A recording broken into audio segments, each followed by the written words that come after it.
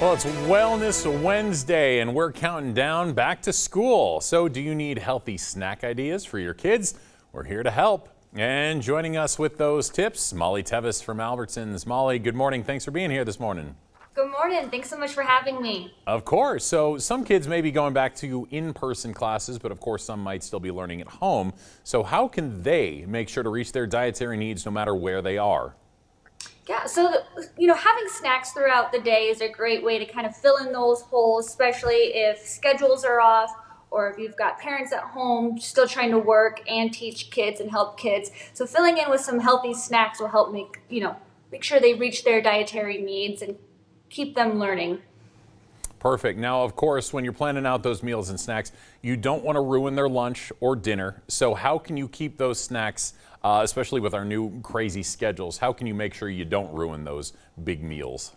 Yes, exactly. So there's kind of this theory, the division of responsibility, where parents will decide what the snack is and what time. So having a schedule as best as possible, which I know is super hard right now, can help kids so that they don't, ruin their meals coming up or overeat. So, setting a schedule, having a time, and then as the parent deciding what those snacks will be so that it's not something that's going to ruin their appetite for their meal. Gotcha. I can imagine that is not an easy task.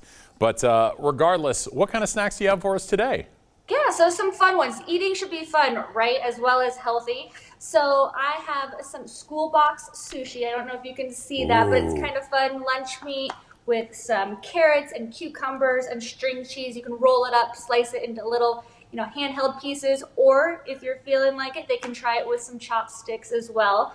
And then one of the popular snacks or lunchbox items are Uncrustables. So we have homemade kind of healthier mini Uncrustables that are perfect for small hands. Plus, these are both things that can be prepped in advance. So especially if you are still working from home or sending those kids off to school, it's something that's not going to take a lot of time. Make them up in advance and keep them in the fridge. Very cool. I want to get really quick back to those mini sushi things you made. Are those hard to make? And then follow-up question, since they're made, there they are, those look beautiful. Since they're made, so there's no rice involved with that, that's just lunch meat rolled up?